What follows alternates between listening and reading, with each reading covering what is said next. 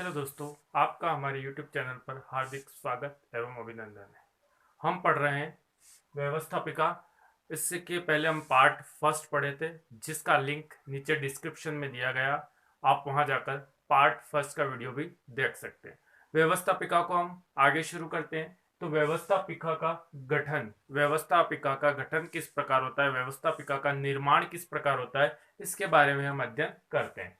अगर पहला पॉइंट देखें, इसमें जनता द्वारा चुने हुए प्रतिनिधि भाग लेते हैं। यानी व्यवस्थापिका में जनता द्वारा चुने हुए प्रतिनिधि भाग लेते हैं। यानी सामान्य जनता द्वारा चुनाव के द्वारा जो प्रतिनिधि चुने जाते हैं, वही व्यक्ति व्यवस्थापिका का गठन करते हैं। दूसरा देखें तो प्रतिनिधियों का चुनाव स्वतंत्र एवं गुप्त मतदान प्रणाली द्वारा होता है। जो प्रतिनिधि चुने जाते हैं, उनका जो चुनाव होता है वो स्वतंत्र रूप से और गुप्त मतदान प्रणाली द्वारा होता है। प्रतिनिधियों का चुनाव स्वतंत्र एवं गुप्त मतदान प्रणाली द्वारा होता है। यानी प्रतिनिधियों का जो प्रतिनिधि चुने जाते हैं वो स्वतंत्र और गुप्त मतदान प्रणाली द्वारा चुने जाते हैं। तो हम अगर वोट देने जाते हैं तो हम स्वतंत्र है कि हम किसको वोट दें, इसके बारे में हम स्वतंत्र है। और गुप्त मतदान यानी हमने किसको वोट दिया है ये सिर्फ हमको पता होता है, किसी और को पता नहीं होता है। तो प्रतिनिधियों का चुनाव जो होता है वो स्वतंत्र एवं गुप्त मतदान की प्रणाली द्वारा होता है। व्यवस्थापिका का कार्यकाल अगर देखें तो इसका कार्यकाल 5 वर्ष का होता है। तो इसका कार्यकाल 5 वर्ष का होता है। अलग अलग राष्ट्रों में अलग अलग कार्यकाल हो सकता है, लेकिन भारत में इसका कार्यकाल 5 वर्ष का होता है। यह चुनाव वयस्क मतदान प्रणाली द्वारा होता है। यानी कि इस चुनाव में भाग लेने वाले व्यक्ति वयस्क होने चाहिए। वयस्क यानी कि 18 साल की के उम्र के होने चाहिए, 18 साल से अधिक के। पहले वयस्क का जो आयु थी वो 21 वर्ष थी, जिसे बाद में घटाकर 18 वर्ष कर दी गई। तो यह चुनाव वयस्क मतदान प्रणाली द्वारा होता है। यानी कि इस चुनाव में भाग लेने वाला जो व्यक्ति है वो वयस्क होना चाहिए, यानी 18 साल के ऊपर का होना चाहिए। समस्त राष्ट्रों को संसदीय क्षेत्रों में विभाजित करके राजनीतिक दलों द्वारा अपने अपने उम्मीदवार चुनावों में खड़े किए जाते हैं। यानी कि पूरे देश को अलग अलग संसदीय क्षेत्रों में विभाजित किया जाता है। यानी कि जैसे हम विधानसभा क्षेत्र बांसवाड़ा विधानसभा क्षेत्र लगे, डूंगरपुर विधानसभा क्षेत्र, इस तरह से समस्त राष्ट्र को संसदीय क्षेत्रों में विभाजित किया जाता है। और संसदीय क्षेत्रों में राजनीतिक दलों द्वारा अपने अपने प्रतिनिधि उन संसदीय क्षेत्रों से चुनावों में खड़े किए जाते हैं और वहां पर प्रतिनिधि जीतकर व्यवस्थापिका का गठन करता है। यानी जो प्रतिनिधि यहाँ पर विजय होते हैं वो व्यवस्थापिका के अंदर जाते हैं। जिसे सबसे अधिक मत मिलते हैं उसे निर्वाचित घोषित किया जाता है।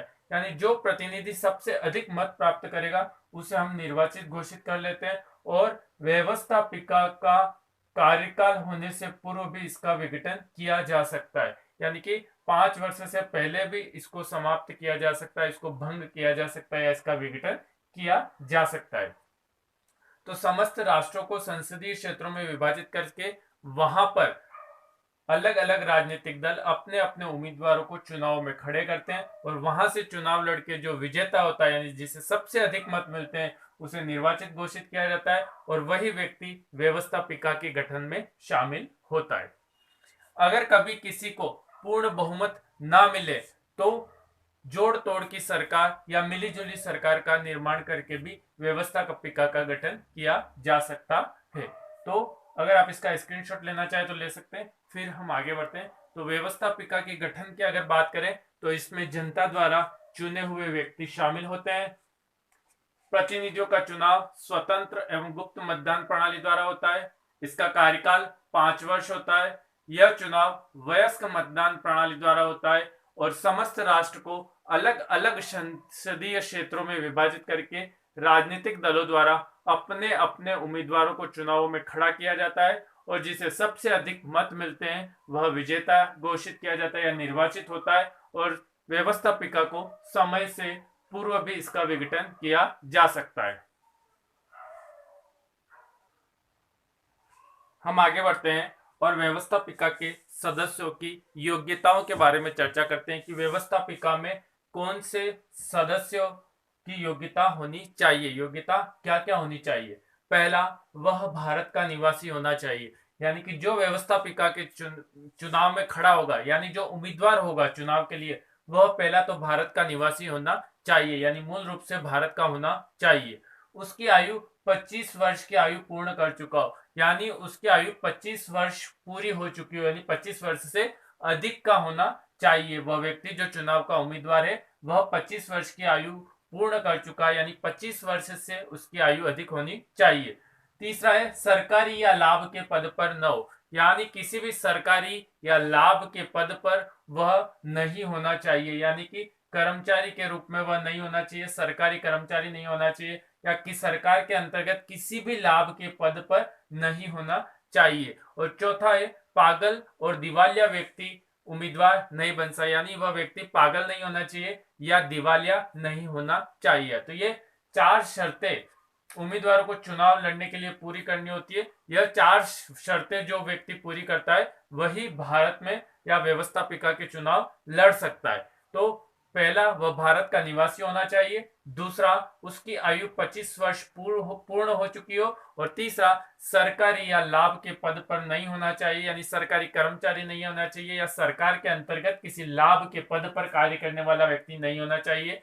और पागल या दिवालिया नहीं होना चाहिए। तो ये 4 शर्तें जो पूरी करेगा वो व्यवस्थापिका के गठन में जो सदस्य हैं उसके अंतर्गत शामिल होगा और चुनाव लड़ सकता है। अगर ये 4 शर्तें पूरी नहीं करता है तो वह व्यक्ति चुनाव नहीं लड़ सकता है। तो ये 4 शर्तें आवश्यक रूप से उसे पूरी करनी होगी कि वह भारत का निवासी हो, 25 वर्ष की आयु पूर्ण कर चुका हो, सरकारी या लाभ के पद पर न हो, या पागल या दिवालिया ना हो। तो ये 4 शर्तें उसे पूरी करनी आवश्यक है।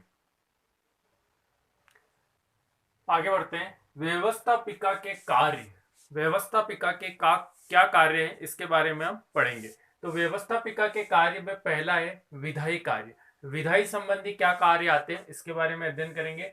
तो पहला कार्य विधायी कार्यों में व्यवस्थापिका संविधान द्वारा अधिकृत विषयों पर कानून बना सकती है, यानी व्यवस्थापिका उन विषयों पर कानून बना सकती है जिनका अधिकार संविधान द्वारा उन्हें प्रदान किया गया है, यानी संविधान के जो विषय इनको कानून बनाने के लिए प्रदान किए गए हैं उन्हीं विषयों पर यह कानून बना सकती है। जैसे कि संघ सूची के विषय पर केंद्र कानून बनाती है तो संघ सूची के विषय पर व्यवस्थापिका कानून बना सकती है। तो संघ की सूची के विषय पर संघ की व्यवस्थापिका कानून बनाएगी। अगर दूसरा देखें तो व्यवस्थापिका समवर्ती सूची पर भी कानून बना सकती है, यानी समवर्ती सूची ऐसी कॉमन विषय है जहां पर केंद्र भी कानून बना सकता है और राज्य भी कानून बना सकता है। तो व्यवस्थापिका समवर्ती सूची पर भी कानून बना सकती है, यानी केंद्र की व्यवस्थापिका भी समवर्ती सूची पर कानून बना सकती है और राज्य की व्यवस्थापिका भी समवर्ती सूची पर कानून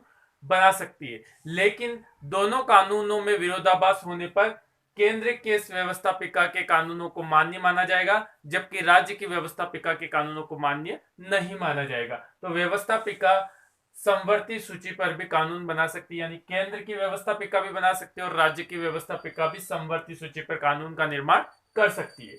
अगर तीसरा देखें तो व्यवस्थापिका नीतियों, कानूनों, अध्यादेशों, संशोधन प्रस्तावों और आदेशों को साधारण बहुमत एवं 2/3 बहुमत से समर्थन देकर पास करती है और यह कानून निर्माण की प्रक्रिया का सैद्धांतिक पक्ष होता है। यानी किसी भी कानून को या किसी भी नीति को अगर हमें कानून बनाना है तो उसके लिए व्यवस्थापिका में एक प्रोसेस दिया गया है। तो इन नीतियों और कानूनों, अध्यादेशों और संशोधन प्रस्ताव अगर कोई आता है व्यवस्थापिका में तो उसे या तो साधारण बहुमत से पारित किया जाता है या 2/3 बहुमत से पारित किया जाता है। साधारण बहुमत से समर्थन मिलता है तो पास होता है या 2/3 बहुमत से समर्थन मिलता है तो प्राप्त होता है, पास होता है। तो अलग अलग नीतियों और अलग अलग कानूनों के लिए किसी कानून के लिए साधारण बहुमत है तो किसी कानून के लिए 2/3 बहुमत है। किसी संशोधन प्रस्ताव के लिए साधारण बहुमत से भी हो जाता है तो कोई 2/3 बहुमत से होता है। तो इन नीतियों, कानूनों और अध्यादेशों और संशोधन प्रस्तावों और आदेशों को साधारण बहुमत से या 2/3 बहुमत से समर्थन देकर पास कराती है और इस प्रोसेस से गुजरने के बाद ही कानून निर्माण की प्रक्रिया शुरू होती है, यानी कानून निर्माण होता है। अगर यह बहुमत से पारित नहीं होगा तो कानून का निर्माण नहीं होगा। लास्ट देखें तो गैर वित्तीय विधेयकों को एक निश्चित प्रक्रिया से गुजरना पड़ता है, यानी कि जो गैर वित्तीय, वित्त से संबंधित नहीं होते, गैर वित्तीय विधेयक होते हैं उनको एक निश्चित प्रक्रिया से गुजरना पड़ता है व्यवस्थापिका में। जैसे उसका प्रस्तुतिकरण होता है, प्रश्नकाल होता है, अविश्वास प्रस्ताव होता है, और भी कई प्रक्रियाएं होती हैं। हमने प्रस्तुतिकरण, प्रश्नकाल और अविश्वास प्रस्ताव कुछ प्रक्रियाएं लिए, तो गैर वित्तीय विधेयकों को भी एक निश्चित प्रक्रिया से गुजरना होता है। तो व्यवस्थापिका संविधान द्वारा अधिकृत विषयों पर ही कानून बना सकती है, जैसे संघ सूची के विषय। व्यवस्थापिका समवर्ती सूची पर भी कानून बना सकती है। व्यवस्थापिका नीतियों, कानूनों, अध्यादेशों और संशोधन प्रस्तावों को साधारण बहुमत से अथवा 2/3 बहुमत से पास करके कानून निर्माण की सैद्धांतिक प्रक्रिया को पूरा करती है। और गैर वित्तीय विधेयकों को एक निश्चित प्रक्रिया से गुजरना पड़ता है, जैसे प्रस्तुतिकरण, प्रश्नकाल, अविश्वास प्रस्ताव आदि। आप इसका भी स्क्रीनशॉट लेना चाहे तो ले सकते हैं। फिर हम आगे बढ़ते हैं। दोस्तों, वीडियो कैसा लगा कमेंट में जरूर लिखिएगा।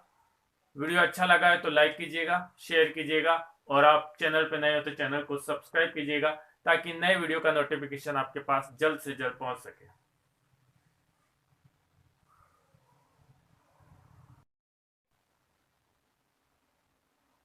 तो हम अब बात करते हैं व्यवस्थापिका के कार्यों में प्रशासकीय संबंधी कार्यों की।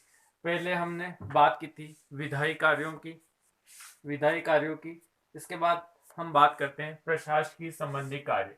प्रशासकीय संबंधी कार्य में पहला कार्य देखें तो व्यवस्थापिका के प्रति कार्यपालिका उत्तरदायित्व रखती है। यानी व्यवस्थापिका के प्रति कार्यपालिका उत्तरदायित्व रखती है, क्योंकि व्यवस्थापिका में से ही कार्यपालिका का निर्माण होता है। यानी व्यवस्थापिका के जो सदस्य होते हैं उन्हीं में से कुछ सदस्य कार्यपालिका में जाते हैं, इसलिए व्यवस्थापिका के प्रति कार्यपालिका हमेशा उत्तरदायी रहेगी, यानी उसको जवाबदेही रहेगी, क्योंकि व्यवस्थापिका के कुछ सदस्य ही कार्यपालिका का निर्माण करते हैं, इसलिए व्यवस्थापिका के प्रति कार्यपालिका का उत्तरदायित्व हमेशा बना रहेगा। दूसरा अगर देखें तो कार्यपालिका तब तक ही कार्य करती है जब तक कि उसे व्यवस्थापिका का विश्वास प्राप्त हो। यानी व्यवस्थापिका के सदस्य ही कार्यपालिका में होते हैं, तो व्यवस्थापिका का अगर विश्वास कार्यपालिका को प्राप्त है तब तक ही कार्यपालिका अपना कार्य करेगी। जैसे ही व्यवस्थापिका का अविश्वास हो जाएगा कार्यपालिका पर, तो कार्यपालिका क्या हो जाएगी, भंग हो जाएगी। यानी कार्यपालिका तब तक ही कार्य करेगी जब तक कि उसे व्यवस्थापिका का विश्वास प्राप्त हो। जब व्यवस्थापिका का विश्वास उससे हट जाएगा तब कार्यपालिका भंग हो जाएगी, तब वह अपना कार्य नहीं कर पाएगी, क्योंकि व्यवस्थापिका के कुछ सदस्य ही कार्यपालिका में होते हैं। तीसरा, व्यवस्थापिका कार्यपालिका पर नियंत्रण रखती है। व्यवस्थापिका पर कार्यपालिका द्वारा नियंत्रण रखा जा सकता है। कैसे कि व्यवस्थापिका है वो कार्यपालिका के सदस्यों से प्रश्न पूछती है, पूरक प्रश्न पूछती है, इस तरह से यह कार्यपालिका पर नियंत्रण रखती है। तो व्यवस्थापिका कार्यपालिका पर नियंत्रण रखती है, प्रश्न पूछकर, प्रश्नकाल में पूरक प्रश्न पूछकर या लिखित प्रश्न पूछकर या सांकेतिक प्रश्न, अलग अलग तरह के प्रश्न पूछे जाते हैं। तो इस कारण पर इस पर नियंत्रण रखा जाता है कि व्यवस्थापिका है वो कार्यपालिका पर नियंत्रण रखती है। आगे देखें तो अविश्वास प्रस्ताव पारित होने पर संपूर्ण मंत्रिमंडल को त्यागपत्र देना पड़ता है। यानी कि अविश्वास प्रस्ताव अगर मंत्रिमंडल के खिलाफ पारित हो जाता है तो संपूर्ण मंत्रिमंडल यानी समस्त कार्यपालिका को त्यागपत्र देना होता है। यानी कार्यपालिका को त्यागपत्र देने, व्यवस्थापिका अगर अविश्वास प्रस्ताव पारित कर देती है तो संपूर्ण कार्यपालिका को अपना त्यागपत्र देना होता है। कार्यपालिका सामूहिक रूप से व्यवस्थापिका के प्रति उत्तरदायी होती है, क्योंकि व्यवस्थापिका के सदस्य कार्यपालिका में होते हैं, इसलिए कार्यपालिका संपूर्ण रूप से व्यवस्थापिका के प्रति जवाबदेही होती है, उत्तरदायी होती है। व्यवस्थापिका में बहुमत प्राप्त दल के नेता की ही सरकार बनती है। यानी व्यवस्थापिका में जो दल बहुमत प्राप्त करेगा उसी दल की सरकार का यहाँ निर्माण होगा, और बहुमत दल के नेता को क्या बनाया जाएगा, प्रधानमंत्री बनाया जाएगा। कार्यपालिका के सदस्य व्यवस्थापिकाओं के सदस्य बने रहते हैं। यानी व्यवस्थापिका के सदस्य ही कार्यपालिका में शामिल होते हैं, इसलिए कार्यपालिका के जो सदस्य हैं वो व्यवस्थापिका के भी सदस्य बने रहते हैं, क्योंकि पहले वो व्यवस्थापिका में उनका निर्वाचन होगा, उसके बाद कार्यपालिका का निर्माण होगा। तो कार्यपालिका के जो सदस्य हैं वो व्यवस्थापिका के सदस्य भी बने रहते हैं। तो सबसे इंपॉर्टेंट अगर बात करें तो व्यवस्थापिका के प्रति कार्यपालिका हमेशा उत्तरदायी रहती है, क्योंकि व्यवस्थापिका में से ही सदस्य निकलकर कार्यपालिका का निर्माण करते हैं। कार्यपालिका तब तक कार्य करेगी जब तक कि व्यवस्थापिका का विश्वास उसे प्राप्त हो। व्यवस्थापिका कार्यपालिका पर नियंत्रण रखती है, प्रश्न पूछकर, पूरक प्रश्न पूछकर। अविश्वास प्रस्ताव अगर व्यवस्थापिका पारित कर दे तो अविश्वास प्रस्ताव पारित होने पर संपूर्ण मंत्रिमंडल को त्यागपत्र देना होता है और कार्यपालिका सामूहिक रूप से भी व्यवस्थापिका के प्रति उत्तरदायी होती है और व्यवस्थापिका में जो दल बहुमत प्राप्त करेगा उसी दल के नेता की सरकार बनेगी और कार्यपालिका के सदस्य व्यवस्थापिका के सदस्य हमेशा बने रहेंगे, क्योंकि व्यवस्थापिका के सदस्यों में से ही कार्यपालिका का निर्माण होता है, इसलिए कार्यपालिका के सदस्य व्यवस्थापिका के सदस्य भी होते हैं। आप इसका स्क्रीनशॉट लेना चाहे तो ले सकते हैं। फिर हम आगे बढ़ते हैं।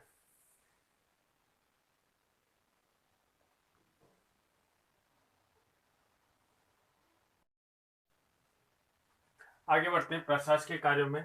व्यवस्थापिका प्रशासन पर नियंत्रण रखती है। व्यवस्थापिका संपूर्ण देश के प्रशासन पर नियंत्रण रखती है।